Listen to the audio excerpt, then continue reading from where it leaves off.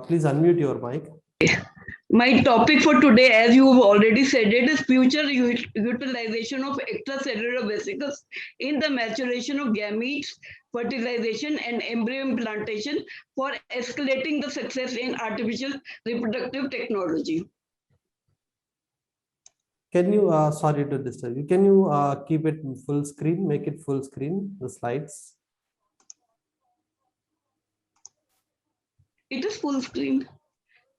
Yeah, slide this one, the down 18% is there, no? Full screen option is there.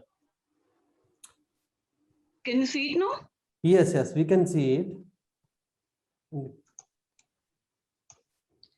Oh, okay. Giving an introduction on it, for extracellular vesicles, normally intracellular crosstalk escalates the aid in physiological events like in cell proliferation, differentiation, gametogenesis, embryogenesis. Observations have been made that extracellular vesicles are novel mediators of crosstalk. Classically, intercellular communication involves three modes of communication, namely contact-based signaling via membrane-bound signaling receptors or gap junction. Secondly, short-range paracrine signaling via liberator of soluble molecules like cytokines, chemokines, long-range endocrine signaling via liberation of hormones. Fourth is with the aid of extracellular vesicles liberated by cells in extracellular surroundings, as well as vesicles for shifting protein, lipid, RNA among cells locally by autocrine, paracrine methods, and distally. Extracellular vesicles are liberated broadly to a broad range of cells at normal and pathological sites. They may have a key role in reproduction as candidate biomarkers and in health and disease. They may have a key role in reproduction and they may be a target for the new treatment interventions. Now, classification of extracellular vesicles and their generation. Extracellular vesicles are heterogeneous population of small membrane vesicles measuring 30 to 2000 nanometers liberated from different types of activated or apoptotic cells. They are based on their size and origin. Three major groups are there, namely exosomes, microvesicles, and apoptotic bodies. Exosomes are derived from the endocytic compartment. They vary 30 to 100 nanometer in size. Specifically, the cell plasma membrane gets internalized from the early endosome. Then the selective protein and RNA get packed into the interluminal vesicles via endosomal sorting. Complex needed for transport or ESCRT based machinery or ESCRT independent machinery. Endosome is now generating a multivesicular body. Subsequently, partly number of multicolor vesicle bodies start digesting. They either fuse with lysosomes while others get fused with the plasma membrane by unknown modes. Implies that RAB as well as soluble NSF, that is N-ethyl melamide sensitive factor attachment protein receptor, namely snail protein. These payload interluminal vesicles get liberated into the extracellular matrix as exosomes. Though the mechanism of action is not known, it seems that growth factors will aid in the generation of multivesicular bodies. The cell modifies its generation of exosomes as well as its needs. Exosomes get surrounded by a bilayer of phospholipids enriched with ceramides and cholesterol. The surface molecules anchored in exosomal membrane are adhesion molecules, namely integrins, intercell adhesion molecules, tetraspanin proteins like cluster differentiation 9, CD63, 81, and immunity associated molecule like MHC1 and 2. Cytoplasm exosome has endosomal complex related to transport associated proteins with apoptotic linked gene 2 interacting protein helix and tumor susceptibility 101 gene RNAs microRNAs, long non-coding RNAs, cytoskeletal proteins like actin, tubulin, and metabolic enzyme like glyceraldehyde 3 phosphate dehydrogenase and ATPase. Further, exosomes are molecules based on origin of the cell. Like researchers have found that exosome MHC molecules liberated by the dendritic cells cross-react with the T cells, stimulate anti-tumor immunity.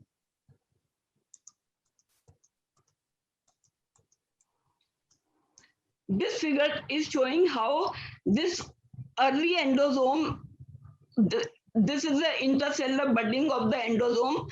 This gains by the ESCRT, this starts gaining the proteins and RNAs. Subsequently, all these interluminal vesicles get collected as a multivesicular body. These can either go to lysosomes or get expelled as exosomes.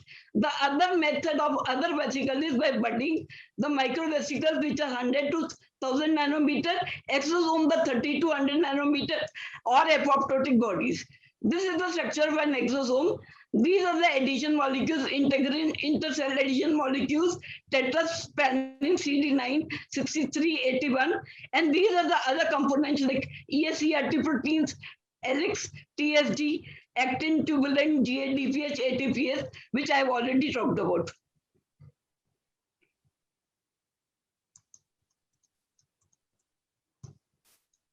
Classification is based on the tissue or biofluid from where they have been found.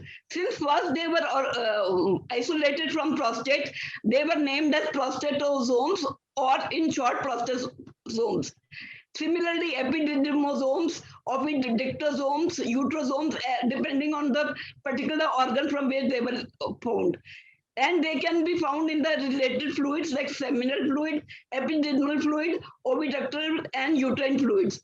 These extracellular vesicles possess proteins, lipids, more of sphingomyelin than DNA, RNA species like messenger RNA, microRNA fragments. Prostosomes on the extracellular vesicles are markers. They contain markers like tetraspanin CD63, 981, heat shock protein 90, glycerol phosphatidol inositase anchoring protein. They target particular molecule mediating properties of particular cells on extracellular vesicles within the extracellular vesicles. Molecules on the ECV surface crosstalk with the other cells by sticking on the lipids and ligands that are present on the receptor cell, or fusing of the extracellular vesicle with the membrane, with the plasma membrane of the receptor cells. These extracellular vesicles exact role is still not known. Crosstalk of these prostosomes in ECV of these ECVs is in biogenesis, cargo selection, cell targeting, cell uptake, physiopathology. Jankovic classified further studied these tetraspanins and studied them mainly in somatic cells, detailed future direction in insight from mammalian reproductive system, gamete maturation, fertilization, embryo development, implicated in mutual contact and crosstalk. This is a more sophisticated diagram. This is showing the endocytic pathway. These are the exosomes, protein, nucleic acid, messenger RNA, microRNA, non-coding RNA, ESCRT, helix, TSG, HSP, tetrasporins, RAP proteins, and these are of the microvesicles. These microvesicles are shed by the plasma membrane, and apoptotic bodies by apoptosis, they are removed. Now coming to sperm maturation and role of extracellular vesicles. Sperm has the ability of fertilization of oocyte. This gets acquired smoothly during transition in the epididymis by a crosstalk with the seminal fluid at ejaculation. They pass in the vagina, continues via the oviduct, epithelium, fuse with the oocyte. Epididymis has varying functions, namely sperm transport, maturation, and storage of the gametes. It has three parts: the caput, corpus, and chorda. Each segment has its own microenvironment, bearing protein liberated enzymes, expression optimal in 4 stages of maturation. Caput corpus have a role in maturation. Chorda is a sperm reservoir. Transit in epididymis, sperm expels cytoplasmic droplets, and plasma membrane sperm protein remodeling occurs. This causes alteration in phospholipid composition and cholesterol to phospholipid ratio. Escalates in negative charge. Modulation of sperm proteins on ejaculation. Sperm mixes with the seminal fluid, which is liberated out of prostate, seminal vesicles, bulbourethral glands. Then sperm has the capacity of surviving from the vagina, which has an acidic pH, binds to the zona pellucida, plasma membrane. Alteration of sperm function occurs by a crosstalk in the intraluminal fluid along the epididymis, plus liparation, plus uptake of proteins plus lipids from the surrounding environment. Sperm maturation role of prostozomes. Prostozomes plus MRI in the epididymis are associated with the post-testicular maturation. They aid in sperm transport by the ECVs. ECVs were first isolated in human seminal fluid organelles expelled from the prostate liberation known as prostozomes. Prostozomes are 50 to 500 nanometer, made of proteins, lipids, and nucleic acids. Human prostozomes consist of at least 140 proteins, namely prostatic specific antigen PAP, prostatic stem cell antigen, signaling transaction proteins, GTP, ATPase.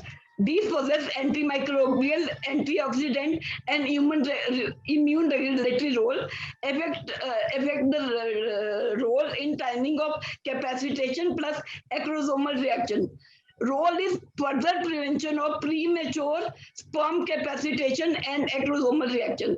This is to prevent these prostosomal membranes contain a high level of sphingomyelins with the greater cholesterol to phospholipid ratio that aids in stabilizing in the acidic vagina in vitro.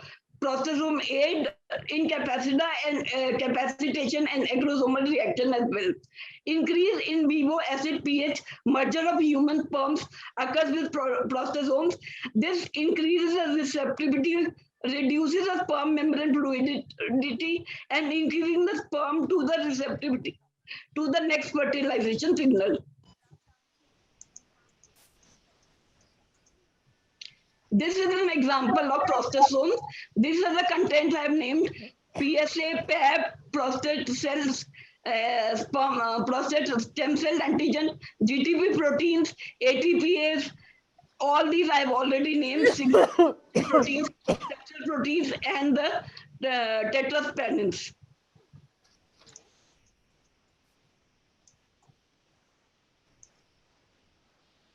Now coming to epididymosomes, their role. Epididymosomes are ECV liberated from the epididymis by their epithelial cells.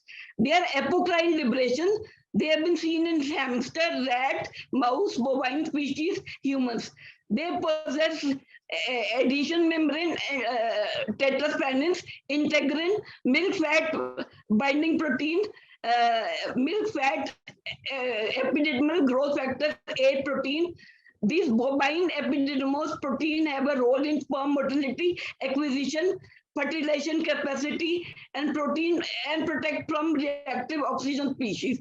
Another protein called aldoketoreductase or AKR1B1 family 1 member 1, phosphatidyl ethanol binding protein 1, macrophage migration inhibiting factor, and enzymes from the polyol pathway or HESCD52, glutathione peroxidase 5, ubiquitin, sperm adhesion molecule 1 or PH20, PH21. In the human, they are known as dicarbonyl L-cellulose R or P3H. These proteins aid in sperm maturation, fertilization, and along with the macrophage migration inhibitory factor and polyol pathway, they aid in sperm motility, glutathione peroxidase 5 in exosomal reaction, and with ubiquitin sperm protected from oxidative stress. AKR1, V1, and phosphatidyl ethanol binding protein are present in the caudal epididymos that sustain sperm in a quiet pH, quiet phase in the transition time. Sperm adhesion molecules are proteases in hyaluronidase. They escalate sperm penetration via cumulus cell surroundings in the oocyte, plus aid in sperm zona pellucida binding.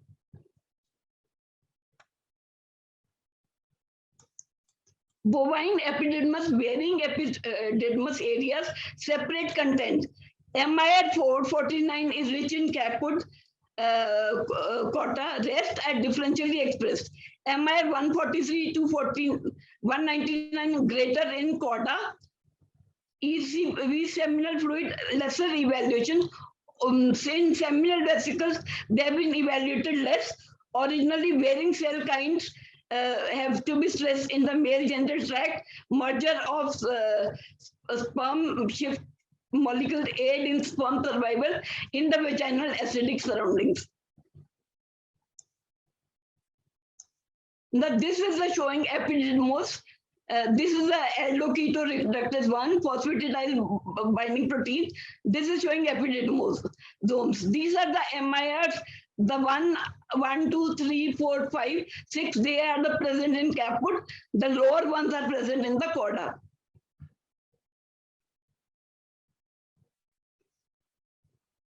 Now, crosstalk among the sperm. ECVs are pH based, help with the knowledge of alkaline pH of prostate liberation is that it avoids earlier extracellular vesicles and sperm fusion with the acidic vaginal pH, stimulating for mergers. Animal and human studies show good evidence for way ECVs aid in sperm maturation. Proof given by Zhu et al. That ECT regulate a lot of physiological extravesicular seminal pathways possess ECV delivery to functional molecules like small RNAs into the sperms. But RNA of both sperm pathways, ECV function not characterized. Both seminal ECV isolated differentially by transmission electron microscopy and NTA or by this thing. I talked about this later, but this is not important. By nano terminology adhesion, they were shown to possess microRNAs in 9.45, PVRNAs in 15%, messenger RNA in 25%. Identified MIR 21.5% negative effect on sperm fertility. Although this is not much important. Now coming to the ovarian crosstalk between ECVs, ovarian follicle and oocyte maturation.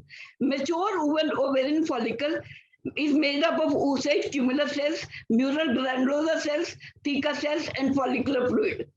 Follicular fluid is made up by the circulating plasma, which crosses via the blood follicular barrier via the thecal capillaries, plus granular cells and theca cells constituents, which are hormones, proteins, amino acids, anti-apoptotic factors.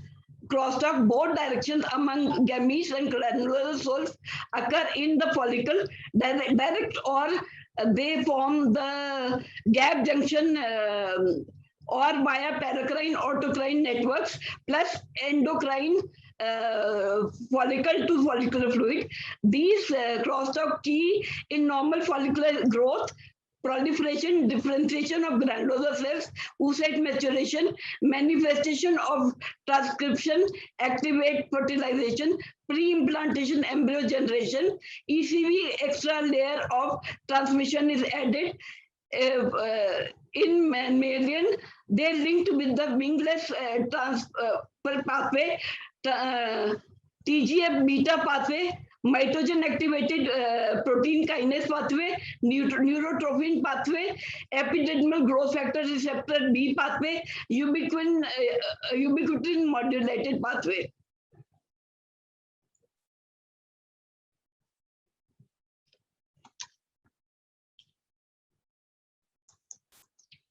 WNT is represented as a glycoprotein. They are implicated in follicular growth, luteogenesis, and steroidogenesis.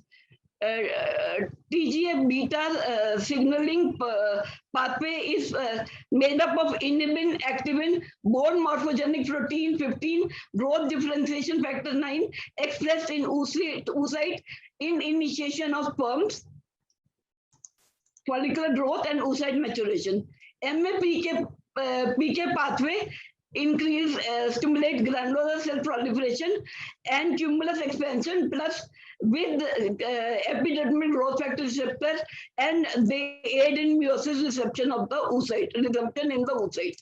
With the ubiquitin modulated pathway, this causes aids in oocyte meiotic maturation plus early mitotic division in the embryo. Neurotrophin pathway, it contains organelles and aids in follicle generation. This is a diagram where this is showing all the structures of the ovarian follicle with the mural theca cell follicular fluid. These green ones are the follicle ECVs shown here. This is a function follicular development, meiotic resumption, ovulation, and MPK, ERBP, TGF beta, insulin signaling, neurotrophin signaling is responsive. Now, role of ECV in oocyte maturation. In equine, bovine, human studies, ECV is present in follicular fluid. In ovarian follicles, ECVs have been used to shift MRI plus proteins to the recipient cells. Certain MRI are only present in ECV follicular fluid. Rest are present in the non-vesicular fraction of the follicular fluid. Significantly, equine plus bovine ECV follicular fluid MRI, the target transcription of proteins correlated with focal adhesion plus actin selectin regulation of bovine system pathway of MIR correlated with MAPK pathway, large extracellular vesicles like microvesicles, in contrast to exosomes. Like mostly exosomes we have discussed, here it is the microvesicles which are acting. In humans, maximum ECV MIR work as targets regulating WNT, MAPK, ERBP, epidermal growth factor receptor, transforming growth factor beta signaling pathway, all work in the separate compartment in the ovarian follicle, assist in follicle generation, meiotic resumption. Then in the ovarian generation of granular cells, tumulus cells pick up MRI, ECV in the follicular fluid aid in implantation in vitro and in vivo. Results: compared ECV of follicle maturation in oocyte competence is correlative and descriptive. Recently, bovine stimulated MRI encapsulated found in ECV in mature oocytes with follicle, but compared with immature oocyte in the ECV in the follicle surrounding these at greater amount of upregulated MRI. That points that greater transcription occurs at the oocyte growth, because immature oocytes had a greater amount of these MRI. Greater amount of upregulated MRI observed secondary to escalation in liberation of exosomes, or possibly RNA at oocyte growth. Escalated MRI amounts target for upregulation of MRI for ubiquitin, neurotrophin, MAPK in sperm protein correlated with ovarian follicle growth, oocyte meiotic maturation, and embryo mitotic division.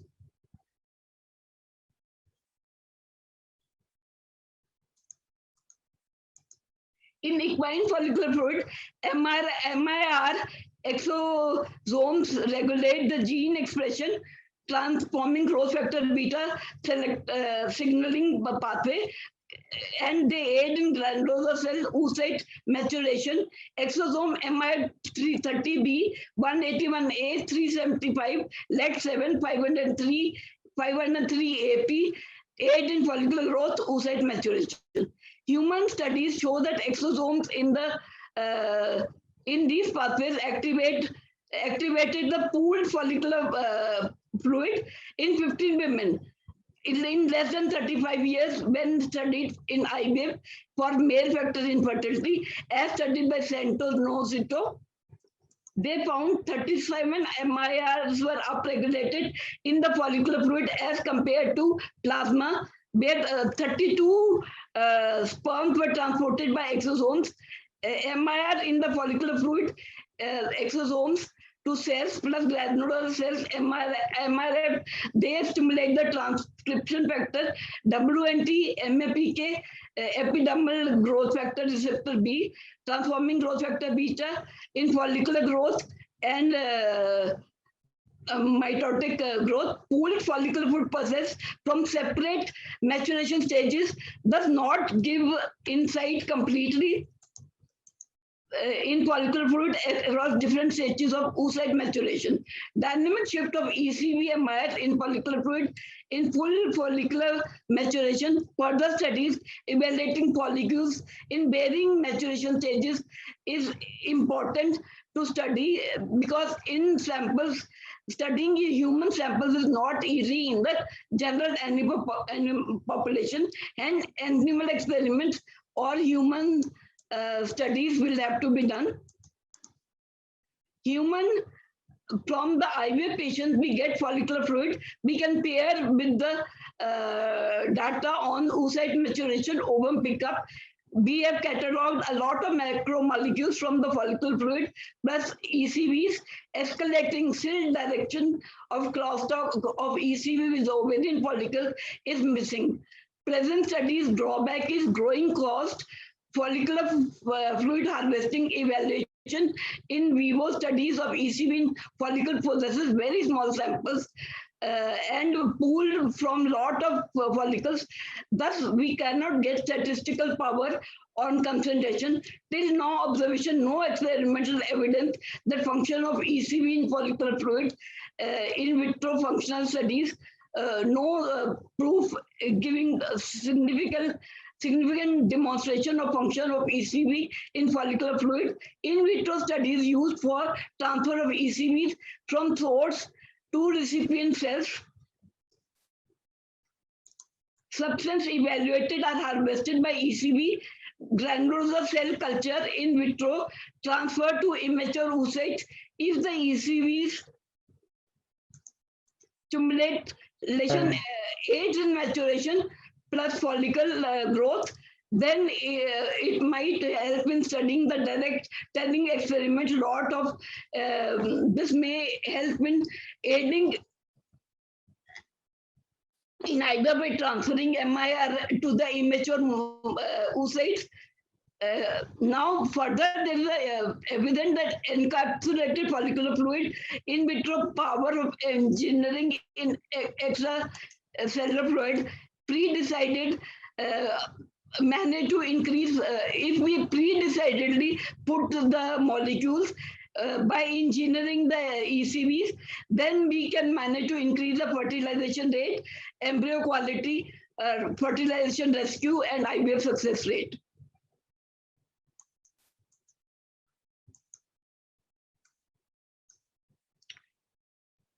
Other studies evaluating MIR amount in ECV in follicular phase as per female age in equine exosomal MRI experiments proof differential with age and correlated with variation in the fertility. Two studies showed high amount of MRI, 181A and 371 and 513A3P. These three all target transforming growth factor beta. This can represent that pathway and the disturbed maturation in the old females. In human studies found that MRI prove that ECV removed from follicle fluids of 3 young less than 31 years in contrast to 3 older women greater than 38 years. 4 MIRs were differentially expressed. MIR 21.5P on experiment in younger, 190B, 99B, 3B associated, plus 134 were significant escalated in old. These separated with age. Now the question does arise, can we MIR shift in follicular fluid from young track with oocyte aging? If these ECBs in the follicle fluid imply that they increase the oocyte viability, possible use of ECB in fertilizing from young women for new treatment modalities ameliorates the effect of age on enriching MIRs relating, plus less biomolecules can aid in increasing the oocyte viability implicated in fertility sustenance and may aid in greater fertilization, embryo quality, ECV, a lot of factors regulating capacitation plus tissue function.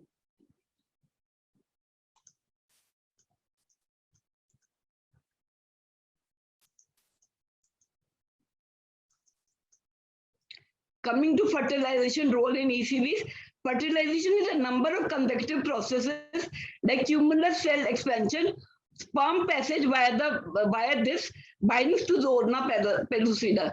Crosstalk among capacitated sperm in the zona pellucida stimulates acrosomal reaction, aids in biochemical alteration in sperm head membrane, plus liberation of proteins, proteases plus hyaluronidase from acrosome, aids in sperm recalling the zona pellucida and enters the perivitellin phase.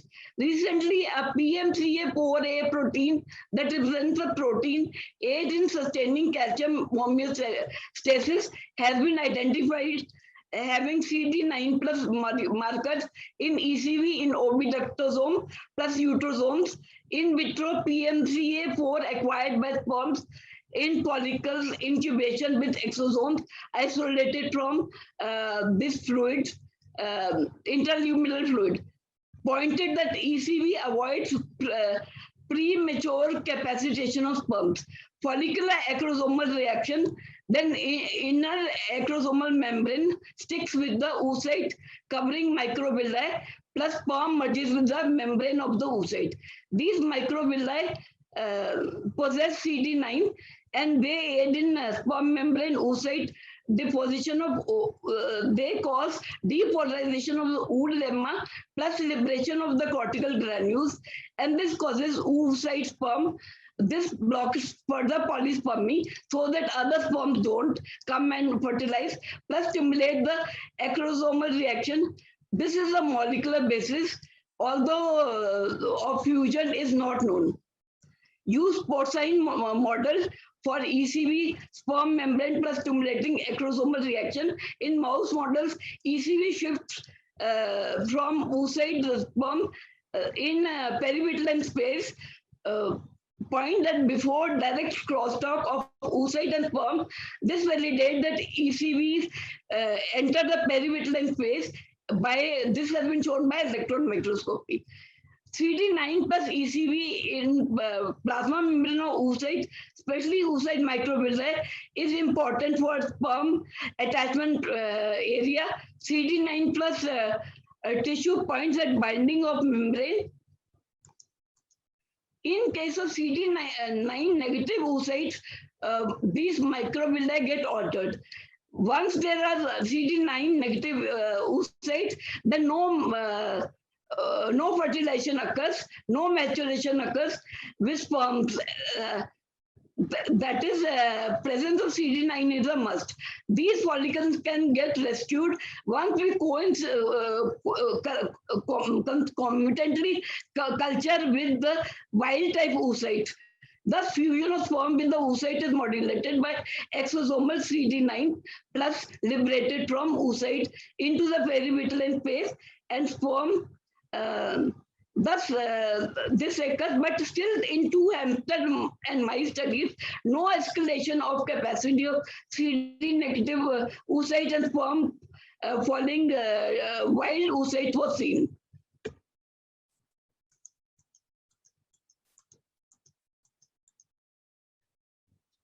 Other tetraspaniels important for fertilization are CD81 generated from cumulus cells. It has been shown that they help in may help in fertilization, fusion of correlated with before membrane meiosis, specifically in acrosomal reaction.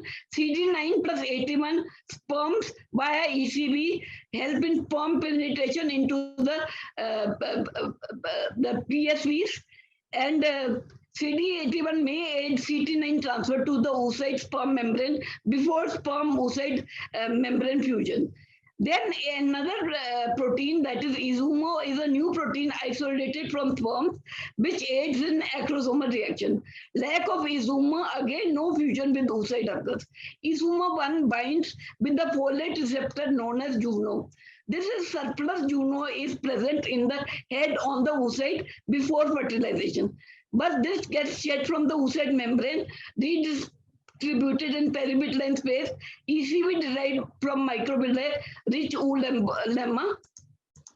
ECV may bind and neutralize the conductive acrosomal reaction sperms and ensures the no polyspermia occurs. In vivo studies, oocyte no JUNO, no fertilization capacity. This validates that isomo 1 plus JUNO crosstalk factor is essential for sperm oocyte fertilization and mating. Now, embryo crosstalk with paracrine with the ECVs. Though controversial, it has been documented that in vivo embryo culture, greater success if embryos kept in large groups. In whole culture during embryo generation, they generate their own micro surroundings. They liberate growth factors, secretome, autoparacrine activation. Embryos cloned with cells with the parthenogenetic embryos, significant escalated generation of the total quality as well as escalation of number of blastomeres and better blastocysts generated. In contrast to embryos cloned by themselves. Cells-mediated evaluation of porcine embryos cloned alone, they had size of 30 to 120 millimeter vesicles, different in size as per embryo age. Less than 40 millimeters in two-cell stage, whereas less than 120 millimeter in blastocyst cells. These were the experimental exosomal maturation of CD9, positive MIRs. Other markers are OCT4, SOX2, KLF4, bearing embryo generation of sperm. Greater work of exosomes, microvesicles is captivating to go via, they get captured to go via zona pellucida plus internalized by the blastomeres. Probably function of ECV in embryo generation needs further demonstration. Human reproduction porcine studies are tough. Cell media IVF, lot of ECV obtained from synthetic serum substitutes. Utility for supplementation of generation of embryos. Hence, we can't study the this particular media because we have been supplementing them with the artificial nutrients. Coming to the endometrial embryo crosstalk during implantation, the success of embryo implantation is coordinated with endometrium plus embryo. For these, ECVs are required. Endometrium epithelial liberation, ECV shifts signal molecules plus addition molecules to the border adjacent endometrial uterine cavity implantation. This is essential for endometrial plus implantation crosstalk. ECV possessed by exosomal markers CD63, E-shock protein 70. Uterine luminal fluid, cyclic and pregnant cheap, evaluated follicular mRNA and pre-experimental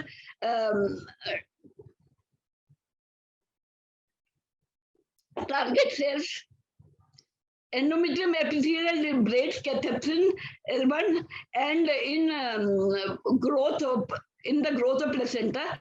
In sheep, endogenous RE-JS RBs have a key crosstalk in transfer generation of generation as tropho ectoderm generation plus placental growth. In vitro, ECV from the uterine luminal fluid in pregnancy shifts this endogenous RE-JSRBs viruses to the cells, pointed that ECV from the uterine luminal fluid has a biological crosstalk in embryo and endometrium cells through CD9 and CD3 endometrial epithelial source of the exogenous uterine cavity. ECV in uterine fluid has a role in information in endometrium at implantation. Still, evidence is required.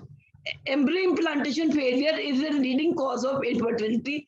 This can be due to unhealthy embryo, unreceptive endometrium, or asynchronous generation, and crosstalk of the two and embryo qualities is important. Further, sperm factors, oocyte quality, early embryo generation further modify these.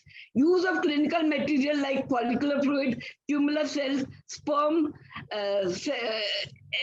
seminal fluid exosomes, the blastocyst culture medium that is remaining, blastocyst uterine fluid are non-invasive without altering the implantation potential. They can be studied. Zhu et al. Studied the MIR quantity and quality, and they varied in fertile women in class 2 implantation failure by non-invasive biomarkers in this implantation failure patients. This shows how, again, from the endometrium, these are produced ECVs, and this is how there is embryonic crosstalk.